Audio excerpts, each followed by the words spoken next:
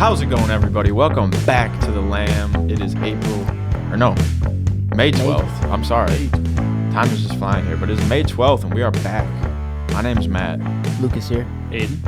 And we wanted to let everybody know that, yes, this is our final episode of the semester. We did 15 straight weeks of this thing, which is wild. Crazy. Nuts, dude. Feels like 15 weeks, I'd say. I mean, yeah. We look back, it was like January, the first week of February, basically, when we did our first episode back. Yeah. And I mean, I think this was definitely, regardless of, who watches, who tunes in, drops a like, comments, this is just a great experience.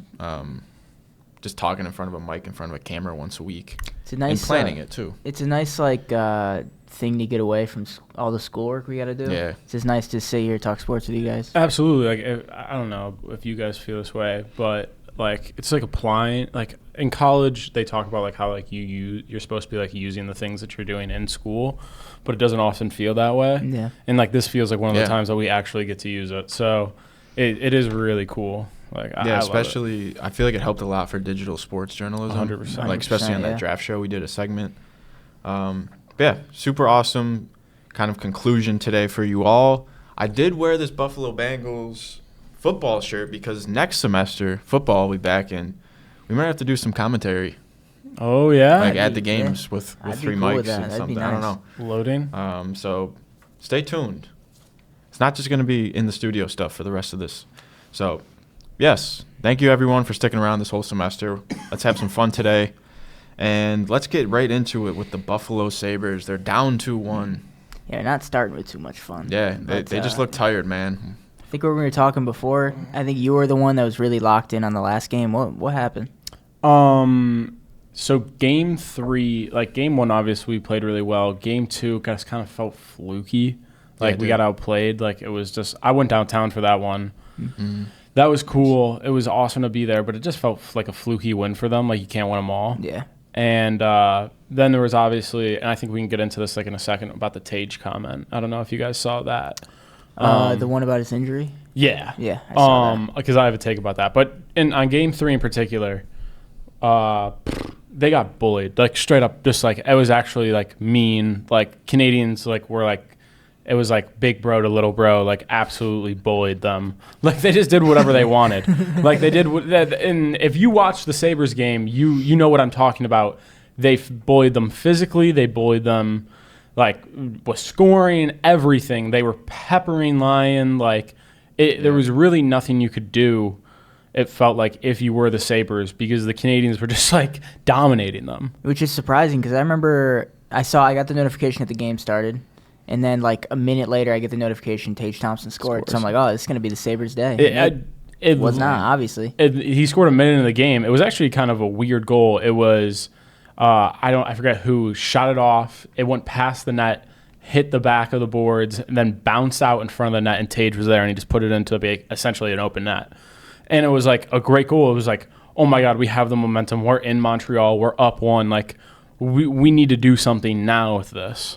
And they crumbled. It wasn't even it was hard for the Canadians. It felt like they were just taking the puck in our zone. Our power play, they scored on a power play, which was shocking, but our power play is still abysmal. And this is what is going to happen in the playoffs is there's going to be a lot of these chippy penalties that you get. And when teams do that to you, you have to punish them, or else you get in this case where they're just going to bully you physically, go in the penalty box, and be who cares? Because the Sabres power play is dog anyways. I will say, I'm not the biggest hockey guy, obviously, but when I watch the Sabres, I noticed that too. Their power play is not very good. It's sorry, Matt. Just edge you for 2 minutes, basically. Dude, that's literally what I swear to God. It's we can barely get the puck in the zone. It doesn't make sense. Yeah. It's so silly, but that was just brutal. And UPL apparently is getting the start tonight. Good. Ooh, okay. Yeah. I honestly think that I obviously understand, we kind of mentioned it in the one episode, riding the hot streak, you kind of have to in the playoffs. Yeah. But I think at the same time, this, again, it's a team game. I know that, I don't even know if the Canes have changed from Fredrickson, whoever it is, but, I mean, especially if you drop 2 like in this fashion. I mean, we were outscored 11-3 in the last 2 games. We got to throw Luukkonen in there. Yeah. Or at least, I don't know, like, just see like what is good with Lyon. I don't know. I don't think it's a Lyon problem as much as it's our defense. Like he gave up a pretty bad goal. Like their second goal, or maybe it was their third one. He should have stopped it. But really, our defense is hanging this dude out to dry. And I don't think like you lose too much because Luukkonen's still a good goalie. Yeah. Like I don't think you lose They're much even. throwing him in there and like seeing what he's got. That's like the whole point of like the hot hand thing. Like Lyon's obviously cooled off. Like I think he had a couple of great stops in that Montreal game, and he was doing the best that he could, to be quite honest with you. But it's clear that he's not the hot hand anymore. Like we like you talked about, Matt. Like we talked about it last week. Like you have to ride the hot hand in the playoffs. We tried it. We tried it. It's good. And now we go to UPL. Maybe he can get some stuff going again, and we'll ride him. You know, like and I'm genuinely, a thought of mine is that like this young Sabres team, we are just getting tired. We are not ready to play every other day in the highest competitive games of our lives. Basically, I just don't think we are. I think that's a really good point, especially with the fact like when you think about. Now, if you guys saw the Tage stuff Tage Thompson was asked if he was injured, and his response was, none of your business. Yeah. There's a lot to unpack there, but just taking it in that, like before we get into how silly that comment is and like the discourse around it, just looking at that from itself, Matt, you're absolutely correct. Tage has never really been in this spot before. It's taking wear and tear on his body, and that's why he didn't do anything game 2. That's why he gave up a goal. That's why he's causing errors. That's why he's not playing to the best of his ability. And I think it's hard on professional athletes to like, you're just coming off a tough loss, and you're getting asked like, oh, are you healthy, this or that. It's like, obviously you're going to be frustrated. You're going to like give an answer like that from time to time, but at the end of the day, it is kind of their business. They want to know what's in store for Game 4. My take on this, and like I'm usually a player's guy. Like I'm not I'm usually like a player's guy. Tage, buddy, like this is part of your job. Yeah, this is part of it. Like you get paid so that we know, and this reporter gets paid to ask these kinds of questions. Yep. And people who online, I saw this everywhere, are like, well, that's such a dumb question by Paul Hamilton. Paul Hamilton always asks the stupidest questions. No, it's not. Yeah, I don't think that's a dumb question. After somebody has a poor performance, gives up a goal in the second game of like a series that we thought we would have great control over, you need to ask that question to the star player of the Sabres squad team. Like, it's so stupid to me that people are like, how are you gonna ask that question? How are you not going to ask that question, dude? Like, how? Like, obviously, if there's something wrong with him, the first thing you go to is, are you hurt? Yeah. Now, does that put Tage in a tricky spot? Like, because if he's not hurt, it's like, oh, no, I'm not hurt. I'm just playing horribly. Or, yes, I'm playing hurt. Then, like, it gives the team advantage.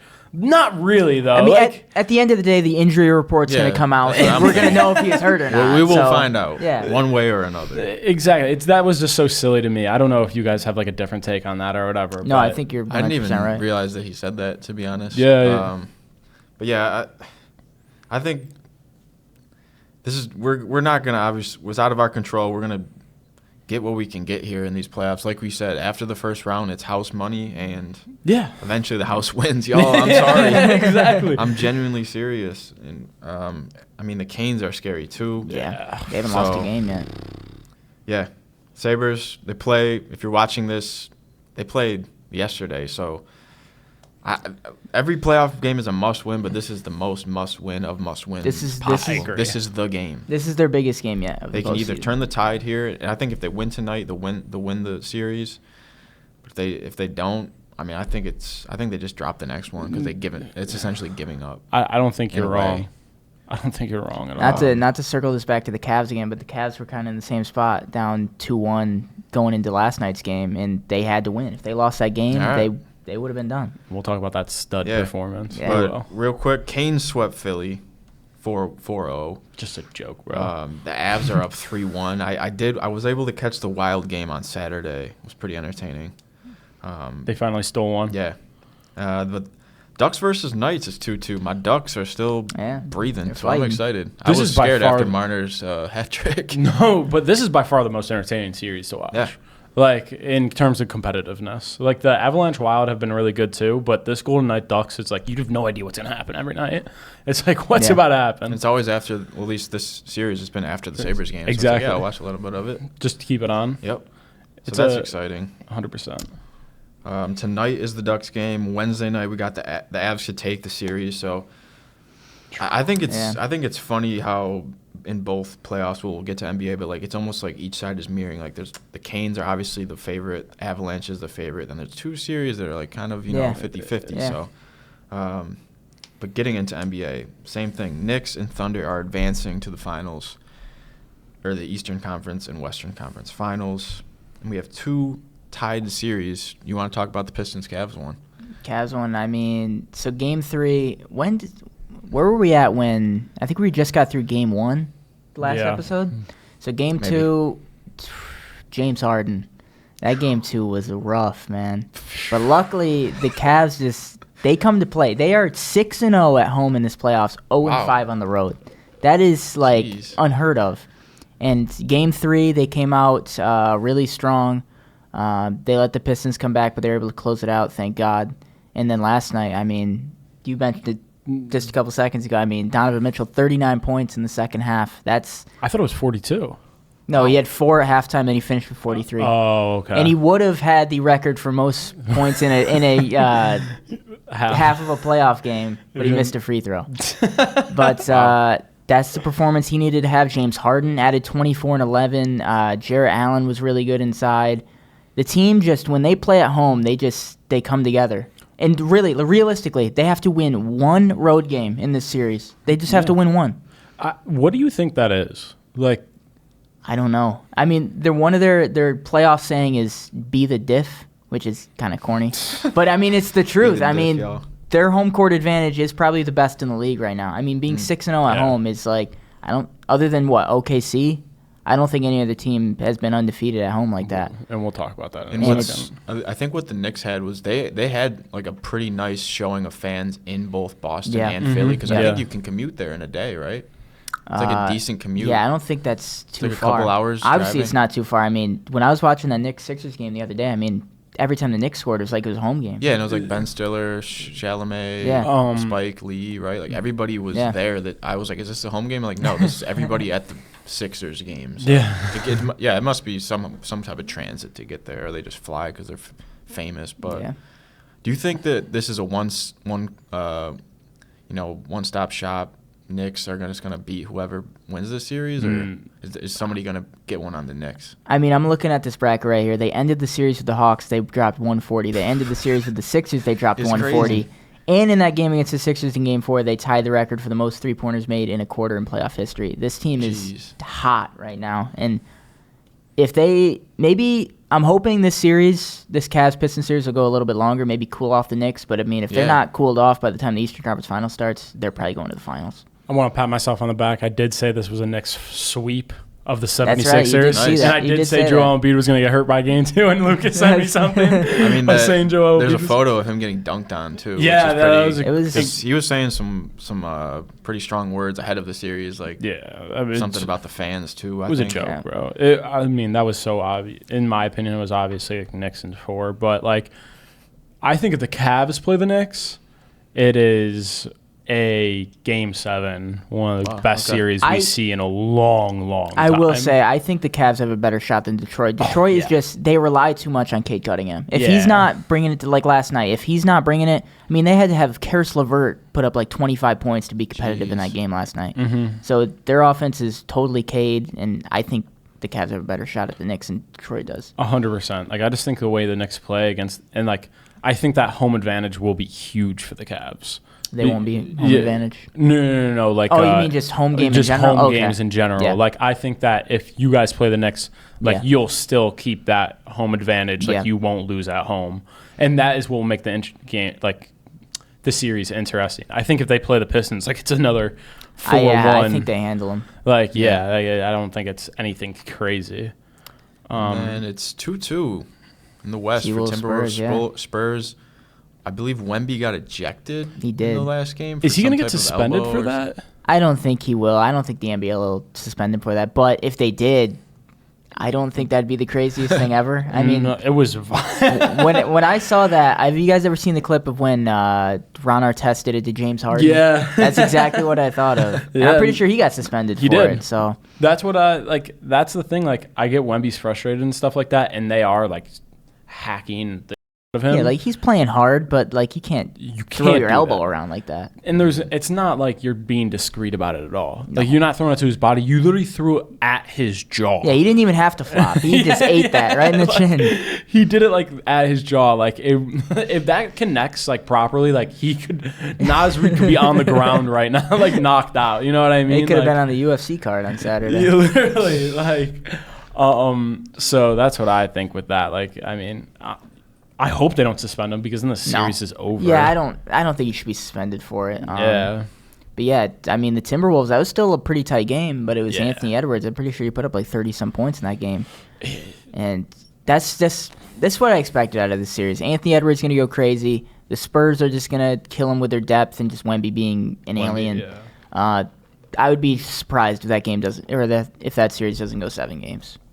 And the thing that sucks about it the most is I'd love to see the Timberwolves go on because they're so physical. Yeah.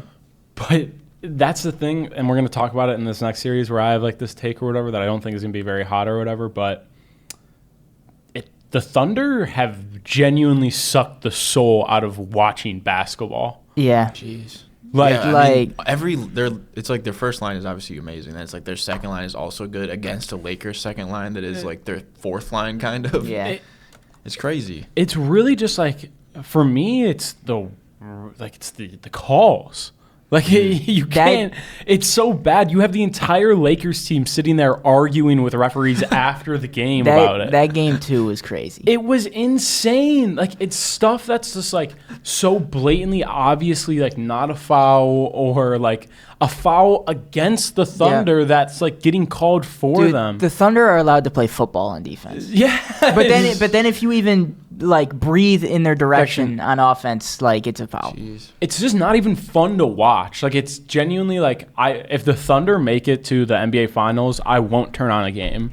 Like, I'm probably going to be in the same boat. Exactly. Like, it's no point of watching them because when you play the Thunder, there's going to be like 50 fouls like by the end of the half. And I think the worst part about it is that team is genuinely talented. Yes. Don't get me wrong. I'm not a big SGA guy. That guy, he's good. Like, he's a good player. Oh, they have good players, but they just choose to play this way, and they're allowed to do it. And I mean, you look at AJ Mitchell. I'm gonna be honest. I'd maybe heard of this guy like once or twice before this series. He put up 20 a game in this series against the Lakers. Like, this team is good, and they just are allowed to play that way, and they choose to play that way, and it's just like, it's not fun to watch, like, at all. The foul baiting is out of control at this point. Yeah. To the point that it ruined this Lakers series that could have been awesome. Could you imagine? I'm actually going to say right now, I think the finals is going to be Thunder Knicks at this point. I think it is. And that's as going well. to be one of the worst, like, in terms of just watching basketball, one of the worst finals ever. The games are going to go for 5 hours at a time because It's of just the going amount of to foul be calls. whoever gets the most free throws is going to win that game. Literally, that's all it will be. That's all it will be. I'm hoping the Timberwolves can be like a dark horse. I know. And just take out the Thunder. I think they're gonna. Honestly, I think them or the Spurs have a good shot to do it. I just don't know. I got to ride with the Thunder, honestly. That's what my thing is. Like, I think if the Timberwolves make it to the next round, like, you'll just see half their team foul out. Yeah. Because they do play so physical. Mm-hmm. Because, like, they punish you. That just doesn't slide with the Thunder for some reason. Like Jaden McDaniels, like, that's his game. He plays physical, and he's just not going to be able to in that series. He won't be able to. Absolutely. Like, I can't agree more. Like, you see how they're bullying Wemby right now, kind of, and it's like, you know, like, I wish they would be able to do that, but they just won't against the Thunder. And honestly, I saw this clip, the UFL. You guys know the UFL? Mm-hmm. They had a segment on there. They always like to change things up, do different stuff just to make themselves stand out. They had one of their interviewers interview a ref about a call mid-game, like a PI call that he either didn't throw or he did throw. Let's get that in more sports. I don't even think a mid-game interview needs to. I think refs should have to do a post-game. I think refs should have to do a post-game or kind of presser or something. Yeah. Something like that. Just like how the coaches before halftime Yeah, walk like out. That would be crazy. I think it'd be great. Like, why do officials get away? What they get? maybe they get taken off a game, or maybe they get like fined or like whatever. No, they don't. They don't. Yeah, like they don't Nothing even, like happens. they can mess up an entire team season or a game, and like they have no repercussions for it. I think something of that nature should be put into sports. I genuinely think for the first couple of years, if that were put into place, more people would watch the official pressers, like the referees' official pressers, than they would like a head coaches or players. Especially after like Bills Broncos. Yes, bro. That would be the most viewed clip of the entire night. Or the Rams Saints game from like a couple of years ago. Exactly, like because who really cares about what the head coach has to say about something when you can just go find out from the official why they called it that way? Yeah, it would be kind of funny. It would honestly probably be comical to watch those. Just watch them fumble over their words. Just trying to figure out why I think the Thunder are definitely a little bit. Obviously, they're the former champions, but I mean, having the Suns and the Lakers handed to you basically on a silver platter, I think they're in for one in this Western Conference championship. And yes, they might get through, but it won't be easy. Are we moving on to UFC right now? Yeah, why not? What a night it was. I was in a situation where the UFC was on here and the Wild game was on. I'm going to be honest, I was just watching the hockey game. Just because, it's, I turned left and just somebody and kind of looking the same. Obviously, stuff was going on, but huge upset, man. Yeah. Let him hear it. So I watched this fight. I watched the entire thing. Sean Strickland fought a good fight. Like, genuinely, like, I wouldn't say he's not naturally, like, a gifted athlete. He's not necessarily the best fighter, but I mean, he has just mastered his style of fighting and mixed that with some good takedown defense against one of the, greatest takedown artists in the sport. I mean, he was always going to be in this fight with that skill set, but I'm going to be honest, I don't think he won that fight. I had it Hamzat 3-2. But I don't think it's outrageous to say Strickland won, though. I think he won just for the fact of what he kind of just defended himself against one of what was, on paper, one of the most dangerous people in this, or the most dangerous person in the sport. I have a question. He survived. I have a question about it. So obviously, like Hamzat, like he's part of that like big grappling scene or whatever. Yeah. I was watching actually a little bit of it as well. It seemed out of the first round, like just didn't grapple like at all. He gassed himself out. He gassed himself out in the first round, and just Strickland had good takedown defense on it, so it kind of forced him to have to stand up. And then like they had that, it was kind of like a bang out in like the last round, but like that just like didn't make sense to me at all. It just seems like Strickland did exactly what Hamza, did exactly what Strickland wanted, which was a stand-up fight. Essentially spar. Almost. Yeah, because I think Strickland forced him into that kind of fight, and I got to give credit to Hamza. He didn't back down from it. He went right at him, and honestly, I'm under the impression that, like, I feel like you should have to definitively beat the champion to get a decision win, and I just... That is surprising that like a split decision didn't go the champion's way, because it usually does. Yeah, and I don't think Sean did like too much. It was mainly just jabs and takedown defense. But I think because, like you said, I think it's because he did as well as he did in that fight, and it was as close as it was.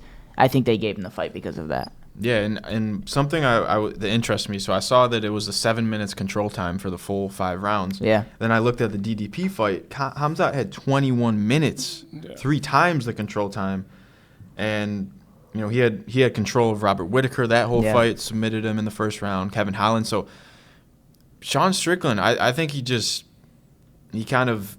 One, he's way more active than Hamza. This is just Strickland's normal. Like, going 5 rounds, this is warm-up. Yeah, basically. this is already his second fight of the year, and this is the first time Hamzat's fought in, 9 months. Yeah. So that is one part of it. And, he's just able to take a beating, and he did. Yeah. Did you see his nose after the fight? Yeah, it was crazy. It was like a balloon. It was crazy. And I think, he was always going to be in the annals of UFC history after that Izzy upset, and just he's 31-7. He's a good UFC fighter. He would have been a Hall of Famer, but this made him legendary. Yeah, 2-time being the guy to beat Hamzat Chimaev. 2-time middleweight champion. Everyone was hyped up when Alex Pereira did it. Guess who else is doing it? Strickland. Yeah. But super exciting, man. Did you catch any of the other fights at all? I was watching the whole card, but I was kind of in and out. But yeah, that Josh man, that fight was crazy. That was a good one. He got the finish in the last round. It was a brawl. And honestly, it was arguably 2-2 going into that last round too. Tyra got but I mean, he fought, man. Yeah, he's a dog. And it's awesome to see like a decently competitive flyweight fight. I mean, especially with Pantoja, he was just handling everybody basically. So it's like, yeah, championship fight is a brawl. Would love to see it. And I feel like flyweight fights, like notoriously, like are usually like title fights are really good. You got like those Moreno Pantoja had a classic, Moreno Figueiredo fights. I mean, flyweight's always delivering. Yeah, and then before that, DJ. Yeah, years Demetrius ago. Johnson. Yeah.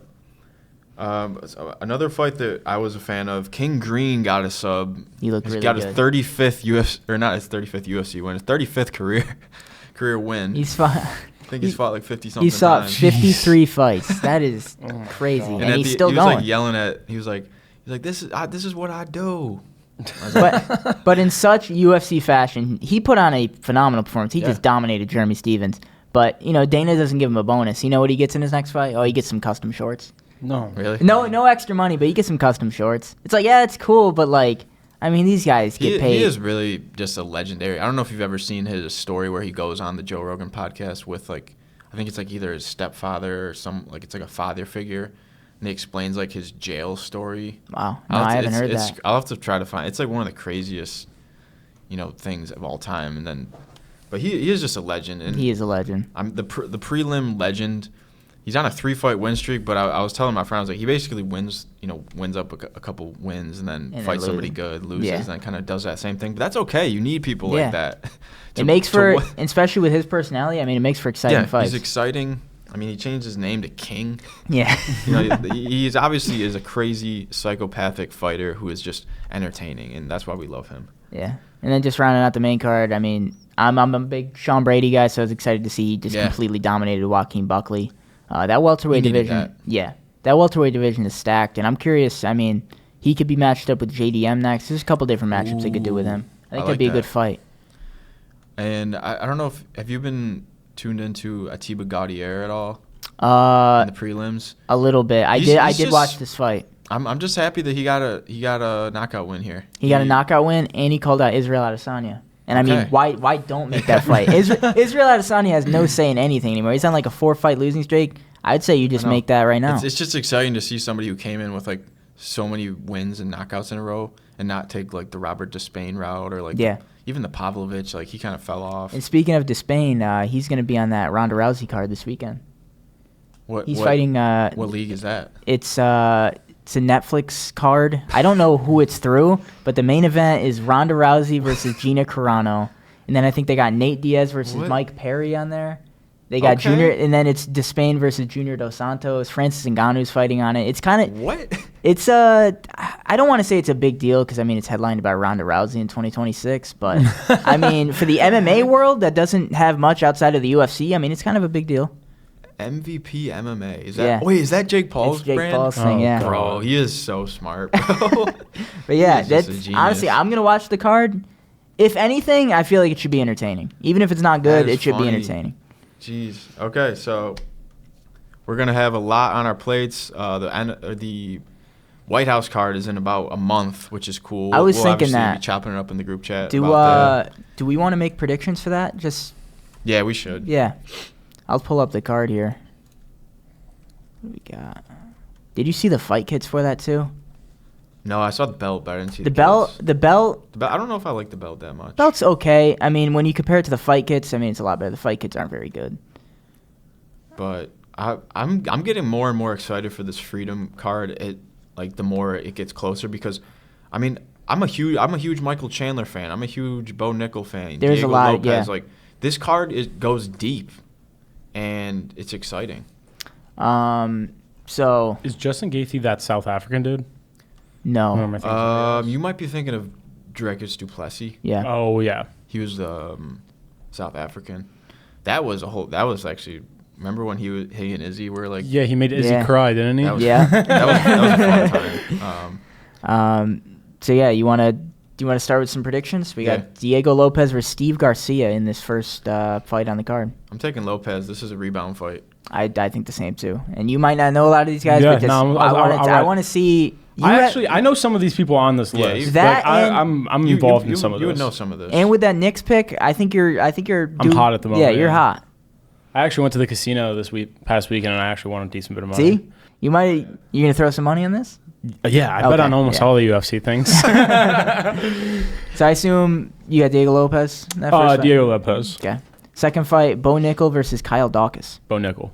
Bo Nickel. I used to watch him wrestle at Penn State. Did you? Menace, dude. Live? Yeah, Like not in live, person? but I used to wrestle in high school, so I was a huge I used to watch all the NCAA tournaments. Yeah. Nice. And Bo Nickel used to dominate. Yeah. That dude was so fun to watch. And we got, speaking of, Michael Chandler versus Rufy. I think I'm gonna take Chandler here. Really? Yeah, this is my thought. Like, we're picking a lot of the favorites, but they're not all gonna win. Like, That's honestly, true. I feel like Garcia might even win. I mean, I'm gonna take Rufy just because I feel like it's probably the most risky pick to pick Chandler. he's here, a but- minus 700 favorite too.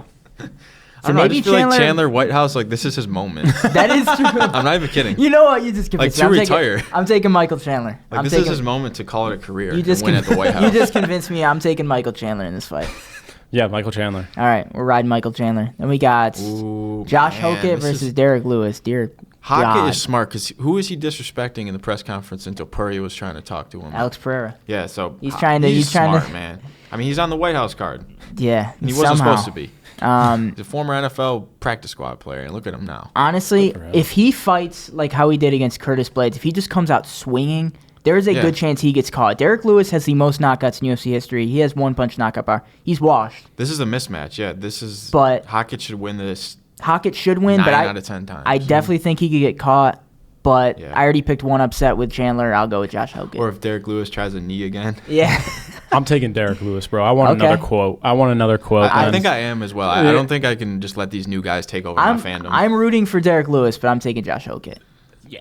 Not Derek Ooh, this next one is interesting, Yeah. man, because this is like the legit test for Sean O'Malley, basically. Sean O'Malley versus I don't know how to Zahabi. I know Zahabi. I know his last Yeah. name. A.K.A. Ariel Hawani. Yeah, he looks exactly like Ariel Hawani. It's like a clone.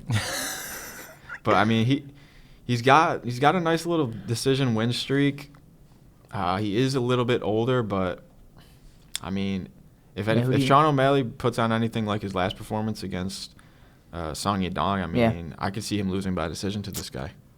Is that your pick? Yeah, I think it is. You're taking Zahabi? Okay. Taking Zahabi decision. I think so. Zahabi, I think he beat Jose Aldo and Cheeto, and he got dropped in both those fights. I feel like if Sean O'Malley not only doesn't win this fight, if he doesn't get a finish, I feel like that's like an indictment on where he is. I feel like he needs to get a finish in this fight, especially to get back. I know he's ranked number 2, but to really get back in the title picture, I'm taking Sean O'Malley because I think he needs this win. Sean O'Malley, I hate that dude. Taking Really? Zahabi. All right, man. I'll If Sean O'Malley wins, I'll give you a Sean O'Malley shirt. all right. Because I just don't want to wear it a lot anymore. And then- I don't wear it a lot. Co-main event, Alex Pereira versus Cyril Gane for the interim heavyweight title. Ooh, man, this is exciting. I think just because, I mean, this again, a lot of these fights like last shots, like Gaethje's last shot, I would Yeah. say Pereira's last shot. I mean, even O'Malley, it's like last shot if you want to be something. If real O'Malley, on this. yeah, like if O'Malley loses that So Pereira, chance at a third championship. third title. I think he'd be the first. I don't know if Has anybody done this? No, but I don't know if they count like interim title if like that would technically count. Like I don't know, but either way, holding a title, This is no matter if crazy. it's interim or not, in 3 different weight classes is insane. I think Pereira's honestly got this. Gane Yeah. isn't that good in title fights. It seems like he's only good in like getting there. I agree. And yeah, I'm gonna Yeah. go Pereira knockout. I think. I agree. Cyril Gane. I don't like this guy. I mean, every time he shows up for a title fight, he got bullied by Ngannou. He wasted 2 minutes of a John Jones fight. He poked Tom Aspinall's eyes out, and now he gets rewarded with another title shot. I hope he gets flatlined in the first round. Go Alex Pereira.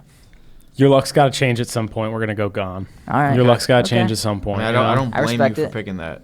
I feel like Gane is just that person like. He's just hanging around for way too He- long. it's It's like, like- bro, the party ended like 4 years ago. Yeah, like it feels like at some point this is like his 4th title shot. Like he has to win it at some point, but just I don't like the Yeah. guy, so I'm not picking him. And it is funny because like if it's like as soon as she's like basically gonna be champion, John Jones comes back and it's like, oh, Yeah. you might be champion because whatever with Aspinall, then it's like Pereira's gonna come back. Yeah. But I mean, if Pereira wins, I think the most exciting fight in a while, just in MMA, is Pereira Aspinall. Yeah, that is absolutely. so hype. That's even more hype than anything Topuria can do right now, just because there's Topuria Islam. I think that's the most hype. That's the I most think- hype fight you could possibly make right Yes, now. I think those are the two biggest fights: Yeah. Aspinall Pereira and Topuria Islam. Those are the two biggest fights you can make. And then in the So- main event, you taking Elite Topuria. Yeah, knockout. This is gonna be a masterclass, I think. Same deal. I think in the last fight, Gaethje, he looked good against Patty, but I just saw Patty getting like rocked by an influencer in some sparring. So I take that with a little bit of grain of Does salt. he still get fat? Yeah. That, and he just looked slow. Like, he was landing on Patty, but he just looked slow, and I don't think you can be slow against Elite Topuria. I think he's going to get another knockout. I saw like this highlight reel of Topuria, so I'm going to put an unreasonable amount of money on him to Yeah, win. Yeah. He is just a demon, There's a reason man. why this is a title fight against a legendary fighter, and he's a minus 750 Yeah. favorite. Yeah. This isn't Gaethje's fight to win. I mean, what? It's his third shot at this thing. Yep, he fought Habib, Charles. Oliveira, Yep. and now Topuria, man. So, yeah, this is exciting. We'll definitely. I mean, this will be right around your birthday too. Yeah, June so 14th. this will be a nice way to celebrate your birthday, man. Yeah, and the rumor is, according to Ariel Helwani, it's on the goal line. Conor McGregor versus Max Holloway at International Fight Week in July. This is the one time I actually kind of believe that because it's two people Yeah, who kind of. it feels like Conor has to fight at some point, and this is like the Yeah. fight. So that'll be interesting yeah, to see. that's actually. How really old awesome. is Connor? He's got to be like mid 39 or 30s. something. I He hasn't don't know. fought in 5 years. I was So, I gonna mean, say, I he's thought- probably got to be like I thought he 35. was like 40. You almost there, halfway there. Let's see. Conor McGregor, 37. 37. He's even Okay. older than I thought. So, yeah, he spent, like you said, you spent a long time Yeah. sitting on the sidelines, man. And I don't think Max Holloway's the guy you want to step into the octagon with in your first fight back. But Yeah. You guys see? Something random. Conor McGregor's? Sadly, yeah, I've seen Yeah, it. you seen it? Oh, what'd you say? Conor McGregor's. You ever I seen didn't it? know. The one he sent to Iggy Azalea? No. Sadly, It's I've burned seen in my it. brain forever. Saw it on, I don't think I did. Saw it on X. Saw it on, yeah.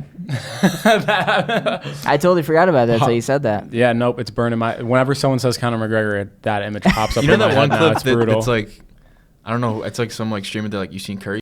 They're like, Curry's guys? It's like, you seen Curry? You seen Drake? Yeah, Oh, dude, man. Drake. Holy.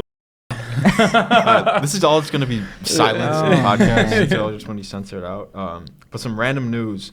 The Kentucky Derby winner is not running this weekend in the Preakness Stakes I hate that. because of some training issue. Taj Mahal is a 5-1 favorite for this. And I don't know, this after the Derby, I'm like semi really interested in horse racing for some reason. Like there's a race called the Gotham Stakes in Queens every year. Like That I just might sounds try to sick. get to a horse race next year. Maybe we Yeah. can hit one or something. Cool vibes. Or we go to Saratoga sometime. That'd be dope. Yeah, I'm definitely down to just watch some horses race Do we- and have some fun. Do we want to finish this thing off with MLB? Because I wanted to kind of Yeah. run down. Yeah. I wanted to run down a couple just random news from the week.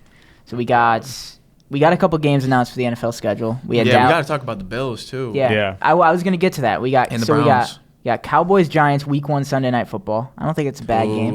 Ooh. It is, dude. It's the Cowboys Giants. They always play week Yeah. 1. It's insane. Like And then what else they got? Bills they're week 2 against Week 2 Thursday home Night opener. Football. First game in New Highmark Stadium against the Lions. Is it I the think first Thursday night football? Yeah, Yeah. probably. Thursday. that's a big game.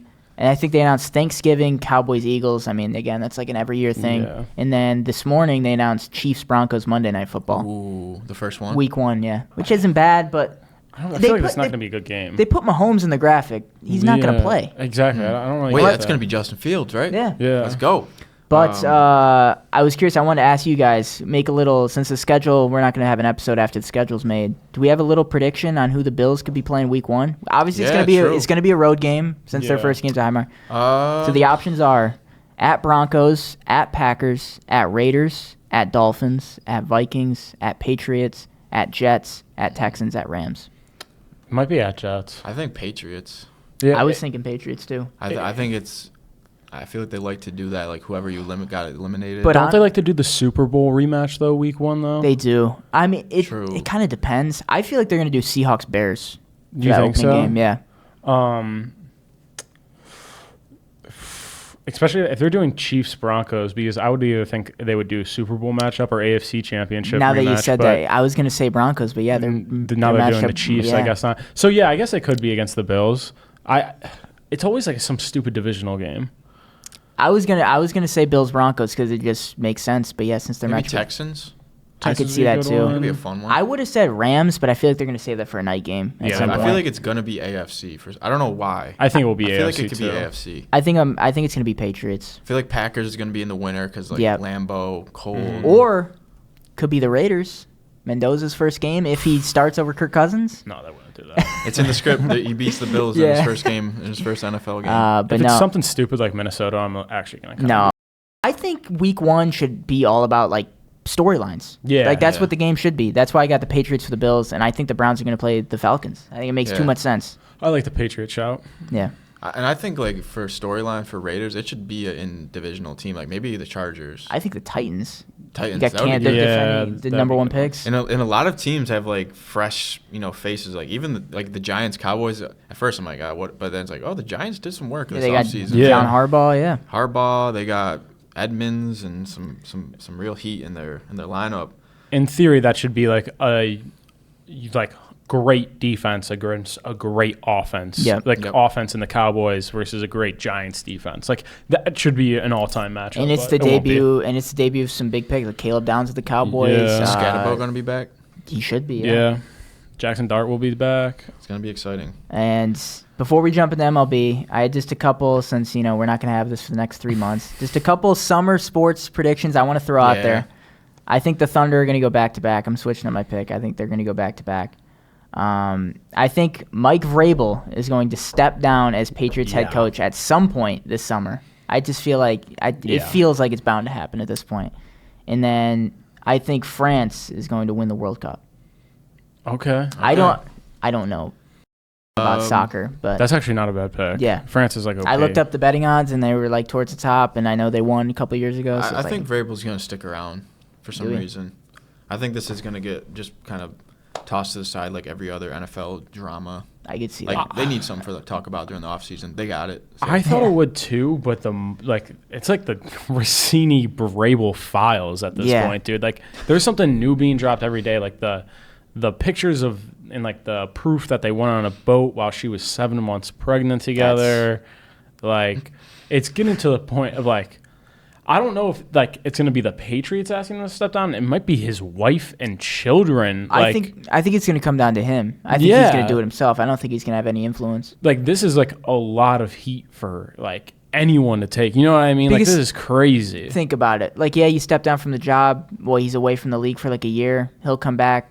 It'll be swept under the rug, just like everything else. Exactly. But if he stays like there's also a very real chance that Matt is correct too, that like you just need I feel something like he's to just talk like about. a True, baller. yeah. Like he was a player, he's a coach. He's not gonna let anything take him away from the game. I think that absolutely plays a part. Like his reputation as a player and just a Yeah. coach being as successful as he was definitely helps him in this case. He's like, yeah, I got bored in the offseason. Let's get back to it. yeah. But like that's the thing. Like it's like And it's not respectable. No, Don't get me no, wrong. no. Like it shouldn't be that way, but, But that's just the way if it I is. played in the NFL, did he win with the Patriots? He won a He championship. won like Yeah, he 3, won. I think. If I was like that caliber of a player and then went to coaching, like your life is so much different. Like he is that like I would love for like journalism to be that much of my focus, like how football is for him. Like Yeah. I don't know if obviously that's a whole different type of livelihood to actually cheat on a wife that you have kids with. Yeah, a whole different. It's vice versa. Cheat on your husband that you have kids with, like Yeah. willingly and publicly doing that. But in terms of Vrabel, I like I said, I don't think there's anything that can keep him from the game unless he literally dies yeah, no, in Yeah. the most like serious and way possible. Like I said, I don't respect what he did, but he's got a different mindset than us. True. That is very true. And all-time scumbag, bro. Also, Drake Yeah. May saying that he's a great guy. What? What, bro? This will be censored, but 24/7 Pats. yeah, Yeah. man. Honestly. 24/7. But yeah, no baseball now. Yeah. Or actually, do you just pick a I- random country for a World Cup? Give me Spain. I was gonna say Spain. I don't know. Do you guys those people who like are always like on the phone and talking super loud about like money and stuff? Yeah. Yeah. Which they're kind of annoying and they But somebody was doing that earlier this morning. They were talking about like Bills seating, like they have season tickets for the Bills, but they want to sell them for the home opener. And he was saying something about like upwards of $4,000 to $4,500 per ticket. And then I was like, you know what? I'm gonna go look because I didn't even realize that anything was announced because I don't know. I don't have like notifications for the Bills or anything, but I was looking at the Thursday night game. The ticket prices are up on Ticketmaster, which is obviously it's a secondhand market. It's not directly from the Bills, but still, if you get tickets, that's a pretty reliable place to get them. Yeah. Nosebleeds back against the wall, upwards of $600 to $700 to $800 per seat. 50-yard line in the 100s, $10,000 to $12,000 per seat. I'm never going to another Bills game again. I don't think I am. I've only been to one. Yeah, guys, I one of my goals being here, I wanted to go to a Bills game. I don't think it's gonna happen. Yeah, I was like I wrote down. I was like, maybe we should try to get to a Bills game. I'm like, oh wait, it's a new stadium. I don't know if that's possible. I genuinely don't. I mean, we could tailgate, have some fun. That's what it's gonna have to be, honestly. But man, that I couldn't believe it because he was like I said, people on the phone talking about money. He's like $4,000, sell them for $4,500. I'm like, would you guys sell your season ticket if it was upwards of $4,000 to $5,000? Home opener, new stadium? No way. You'd literally have to kill me. That's what I don't get. Like, why are you trying to sell your ticket for the home opener? It's like, let's go to the second home game. that doesn't make sense. Make $8,000. It also doesn't help that it's the Lions too. That's it's a big game. Yeah. So that was just a little tidbit I wanted to throw in about the NFL.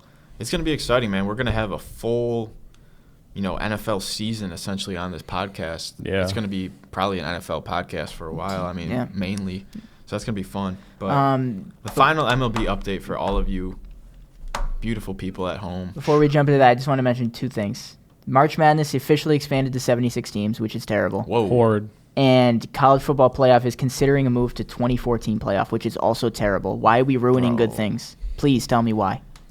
What are we in right now? 12 for? It's a 12-team playoff. But they already agreed to expand it to 16, no?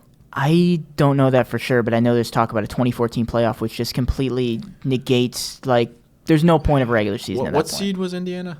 Indiana was 1, I'm pretty sure. And Miami was kind of like Miami was a 10 seed. Yeah. They barely got in. So, I mean, I think 12 is should be the max. We saw a 10 seed versus 1. That's the perfect scenario. Yeah. But I don't think we'll ever see a 20 seed versus.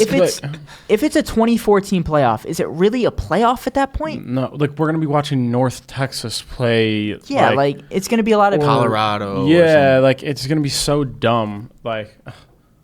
No, it doesn't make sense at all. How do you go from 4-team playoff 3 years ago to 24 in a matter of 5 years? Yeah. That makes no sense to me. That's so dumb. I think it's literally just advertising and gambling at this point. That's what it is. They're whatever it would be called, ad maxing or something. And it's a lot of it. It's these conferences that want more of their teams in the playoff for more revenue. Yeah, it's crazy, man. And then March Madness to 76 teams, which I don't think it's the worst thing in the world. I saw the layout of it. I don't think it's the worst thing ever, but it's just why ruin a good thing? I think it genuinely is the worst possible. 64 to 32.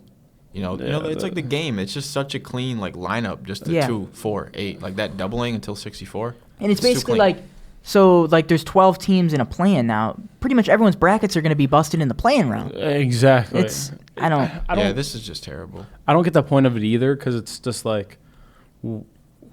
there's no stakes for the regular season. No. There's no stakes at all. Especially if you're going to go to a play-in game, then what is literally?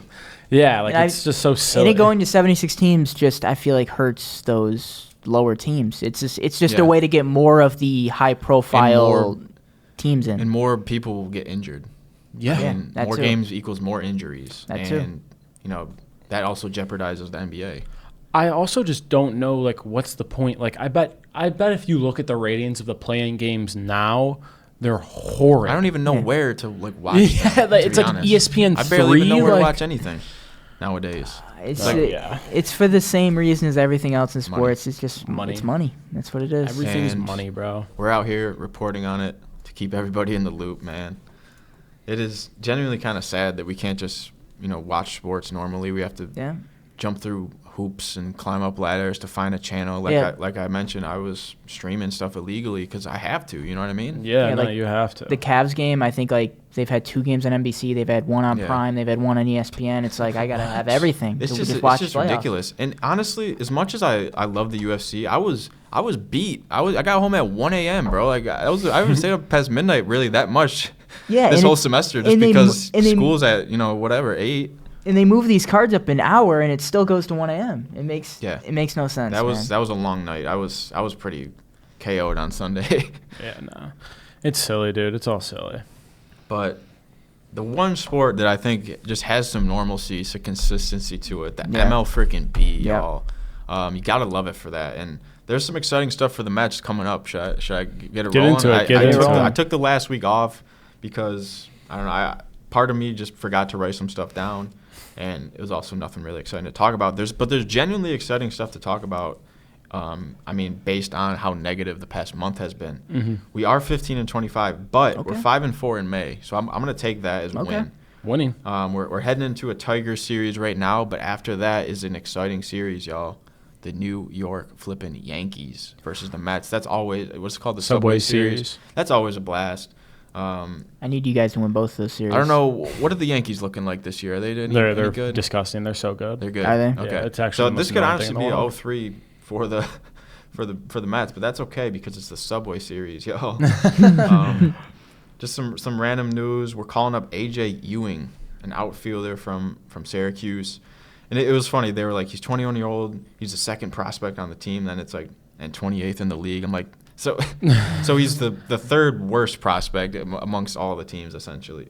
At least that's how I kind of looked at it, if each team has 2 good prospects. Mm-hmm. So shout out to The Athletic for reporting that. But Bo Bichette, as much as, he's gotten some flack on this podcast, he is leading the team in hits with 36 only. Okay. 36 and 2 home runs. So nothing to write home about, but Mark Vientos is leading the team with 5 home runs. And it is a bad year, but it's just a start. So this will be funny to look back at. We're like a quarter of the way through at this point. I know. Once we get back, it'll be like September. We'll be getting we'll be final month of the season. Yeah, we are 20 in for games. so much good stuff in this season 100%. 2 of the podcast. The NFL season and the MLB playoffs will both be. That'll be a big deal. Fall is my favorite time of year. Fall is I think my it favorite is time of year.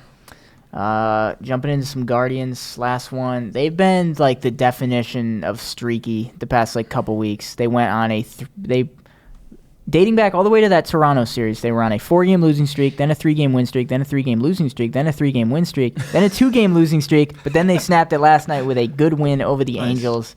The bullpen has not been good. The starters have been I can't complain too much. It's really just Slade Sassoni is really bad, and then Tanner Bybee can't get a win. But the other 3 have been really good. But the one bright spot is Travis Bazzana. He's been really good. So good. He's only batting a little over 200, but he has the highest OPP on the team. He gets on base. He has 10 walks in 11 games. He's been making an impact. Yeah, he's absolutely. been an impact player 1,000%. Then that's what they needed. Yeah. But one of their issues right now is they're stubborn. They continue. Yeah. They trot out the same lineup every day. They have Bazzana bat at the bottom of the lineup. They have Stephen Kwan lead off, and I love Stephen Kwan. I've loved him since he came to Cleveland, but this is probably it for him. Yeah. At the deadline, he's probably gone. I mean, he's not as consistent at the plate anymore. I mean, he got an 89-mile-per-hour fastball blown by him the other day. If that's not the definition of maybe we need to change the scenery, I don't know what is. But where would you have Bazzano batting? Would you have him batting? I would try him leading off. I don't think that's a bad idea at all. Look, if he gets on base already, he gets on base. And then let's say he works a walk in the first at-bat. Then you have DeLauder, then you have Ramirez, then you have Rhys Hoskins, who's been really good. You have Kyle Manzardo, who's kind of coming into his own this season. I just feel like that's the best fit for this team. And they could even try to move around Kwan to the bottom of the lineup, and maybe he finds his rhythm again. Who knows? But if they just get out of that stubbornness, I think they could really help the team. Well, that's what I don't get is if Kwan's struggling, why do you keep him at leadoff? I don't know. What is the point of that? I genuinely don't know. You're just setting him up to fail, and you're setting yourself up to fail. It's you're like not going to have runners in scoring position. It's just like they're waiting for him to get back to his former self. Yeah, I don't get that at all. I don't get it. But even through all that, they also made a trade. They traded for San Francisco's catcher Patrick Bailey, who was basically like Austin Hedges clone. So we basically have two Austin Hedges. Dude can't hit at all, but one of the best defensive catchers in the league. So they moved down Bo Naylor, who's been struggling. His time in Cleveland might be done. But even through all that, we are somehow still first in the AL Central at 22-21. I don't know how. The Tigers, I mean, they lost Skubal, so I mean that's kind of an excuse. But the Royals are kind of underperforming again. The Twins kind of fell off a little bit. The White Sox are the White Sox. So yeah, maybe for some reason, the Tigers for you. I mean, yeah, I mean, if the Guardians can just stay on the path they are right now, if they get out of their own stubbornness and like able to do something, I mean, they can really run away with the division at this point. I think that you guys have like a solid chance of, especially if you have like a solid June. If you guys have a real solid June, you could give yourself some serious cushion. And even last year, I mean, they struggled throughout the summer, and then in September they just went crazy and ran into the playoffs. And so stole it from the Tigers. I think them being 22-21, I'm sitting okay right now. Yeah, I'm okay with it. I mean, 500. Like, what else are you really gonna ask for? I wish I was 500 right now. Like I would be begging for it. What is the Blue Jays record right now? So we're currently 18-23. Okay. With all the injuries and all the like struggles, I feel like that's not the worst place in the world to be. This is like my thing with it is we're exactly where we were last year, and we went to the World Series. Yeah. Last year we were in the same exact spot, and people are hating on Vladimir Guerrero Jr. right now. He's getting a lot of hate. It is absolutely ridiculous. It is so stupid. Like, he only has 2 home runs, but the guy's batting 300. Like, he has, I think, the 4th most RBIs on the team, like maybe 3rd most RBIs. He's tied with Jesus Sanchez. This is insane to me that people are criticizing him so bad. Like, Blue Jays fans are just looking for someone to point the finger at right now, but it's really just overall the entire team is not playing well. Like, even Ernie Clement, and like I'm going to get defensive because these are my 2 favorite players on the team. Ernie Clement is also catching, like, before the Angels game, I think it was game 1 or game 2, people were criticizing Ernie Clement, and he goes 5 for 5. Yeah, I saw that. Like, it's so dumb to me that people are being so critical of our best players. Now, Ernie Clement's probably not one of our best players, but he is one of our better players. I don't know. I mean, looking at this, he's batting .290, which is just under Vlad, and he leads the team in doubles. Exactly, but like that's what I mean. Like, people are like hating on this dude when he's performing like what we need him to do. We need sure, Vladdy needs to perform better, but it's all right. The guy isn't mashing home run balls right now. Like, we have time. We're only a quarter of the way through the season. Like, we're exactly in the same exact place we were last year. Last year, I think at one point we were 12 games back from the Yankees. Like, right now we're 9.5 games back from the Rays. Like, it is so stupid to me that people can genuinely think that, like, oh, just toss this year in the can. Let's not do it. Like, we've had so much bad luck occur and happen to us that anything like it's just so stupid. Any criticism you make of the Blue Jays right now, like, the only real one that I think you can have is our defense has been so poor. And it has not been good. And we need to get Tyler Heineman off of this baseball team. We need to get Tyler Heineman. Like, Brandon Valenzuela needs to stay up when Alejandro Kirk comes back. Like, and Heineman needs to be DFA'd. Like, tomorrow. When is Kirk supposed to come back? I think it's like 1-2 weeks. Not bad. But another shout out to Yohendrick Piango. Dude has actually been like saving us. He's been playing so well. He's batting .380 right now, basically. Yeah. Like, he's been something for us that we just need. But the biggest critique I think you can make right now is of our defense, and I think a lot of that has to do with we're just not playing well.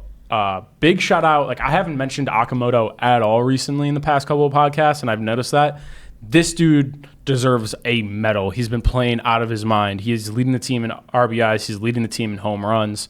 I think against the Rays series, we're currently playing against the Rays, but at the Rays series previously, he had a home run in every game. He's been playing so well out of his mind. Defensively, he's been really good too. It's just there's been small mistakes that just end up like the other night against the Rays, game 1. Maybe it was last night. I can't. There's so many games in MLB that they all just blend together. But I think it was last night against the Rays. Like Simpson, he got to third off 2 errors because Kevin Gausman balked, and then he just stole to third while I think it was on an overthrow or something like that. Like, he basically just got to third base for free, and then they're up 1. You know, like it's a joke. So when you put your defense, if your defense could be what it was last year, which was, I think the Blue Jays were probably the best defensive team in the entire MLB last year. We were so good. I know statistically we were. Like, when you have a good defense like we did, we're going to win those games. Like, last year we didn't lose a game if we scored more than 5 runs. Wow. We didn't lose a game. That's crazy. If we scored 5 or more runs. That's not happening this year, obviously, because our defense is abysmal. If we get up and our bullpen isn't pitching well, then we're cooked because our defense can't recover for it like it did last year. And that's what it really comes down to for me. Yeah, the bats have to get going more, but honestly, in hindsight, they're really not that bad. Like, it's really like when you look at these batting averages, it's like nothing abysmal. Like, Davis Schneider, like, he's a platoon guy, so I don't really count him. Like, George Springer, he's still coming off an injury, but other than that, like, no one's really batting below like a 230, 240. Like, that's what I noticed about when I was looking at their stats. Like, no one's really batting too bad, so I was kind of curious how they're 18 and 23. But like you said, defense. It's the defense. It's the defense, and we leave runners on in scoring position. I've already discussed about in previous podcasts. If you want to hear me freak out about that, and the other thing I freak about all the time is we only hit singles. We're singles merchants. We hate extra base hits. So it is what it is. But we're a quarter of the way season. I think if anybody's freaking out, like, yes, we're a quarter of the way through, so it's kind of maybe let's put up our panic flags a little bit. But at the same time, we need some grace here. Like, let's get through June. It just feels like the whole league, just looking at all these records, isn't really, like, performing too well. I mean, the Dodgers are only 24 and 17. You got, like, Baltimore at a lot of hype. They're only 19 and 23. The whole NL East is under 500 other than the Braves. Yeah. It just feels like everyone's kind of off to a slow start, and there's a lot of season left. Yeah, 100%. Like, I think what you see right now is, like, we're not going to see, like, any one of these teams pull away, like, in a significant manner. Yeah, like, think about it. I mean, these teams probably won't even have the same lineups in September that they do now. I mean, I mean, that's how long a baseball season is. Absolutely. I couldn't agree more. And, like, listen, you know everything's going to be fine when the Rays are on top of the AL East. Like, you know what I mean? Like, you know that's not going to stay. Like, that's not going to continue to happen.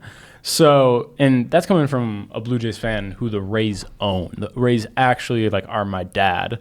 Like, they do whatever they want to us whenever we play them, especially when we play at Tropicana. So, we're good. We're keeping the train rolling. We're going to be back soon. Let's just get to 500. Let's get to 500. Once we get to 500, from there, we'll work everything out. We'll get our defense going back. We'll be fine. Yeah. We'll be fine. And if they're not fine, you're going to hear it in about 3 months. Yeah. Well, yeah. We'll something on that at the end. Video. A dedicated Blue Jays video, to be honest, just to see what the heck happened over the summer. But it's cool that, like you mentioned, the season's super long. Like, there's different seasons in this sport, and what do you guys feel like is the best season for baseball? Like summer? Because every team, it's a beautiful day, every game basically. Or is fall baseball just the best? I just feel like fall. Like, I think it's the best outside of March Madness. It's the best postseason. Even September, like, teams are fighting for playoff spots, and it feels like it's always close. It's fall. Fall gives this time right now a run for its money. Yeah. And a lot of the times beats it. I mean, I think what we're seeing now is almost like we're getting drained. At least I am a little bit. Like, maybe it's just because I'm watching my team lose, and I'm like, this just sucks. You know what I mean? Yeah. But there's only one game a night now. There's not, you can't flip around. Watch some of the NBA game. It's just this is the game tonight because there's only 4 teams left. So it's gonna get a little bit tough these next couple of weeks, but we won't be by your guys' side anymore for these next No, unfortunately for these not. about 12 to 14 weeks. So thank you everyone for sticking around. Any major final words? I mean, it's been a freaking journey this season, man. Well, if you guys actually do want to check out a couple of my thoughts on Blue Jays, I am going to be doing a little side podcast. It's going to be called A Guy's Guy Podcast. That'll be the YouTube channel name. I'm definitely going to try to get Lucas and Matt on it throughout the summer at some point. We'll do some call-ins or something like that because I think that would be fun. Yeah.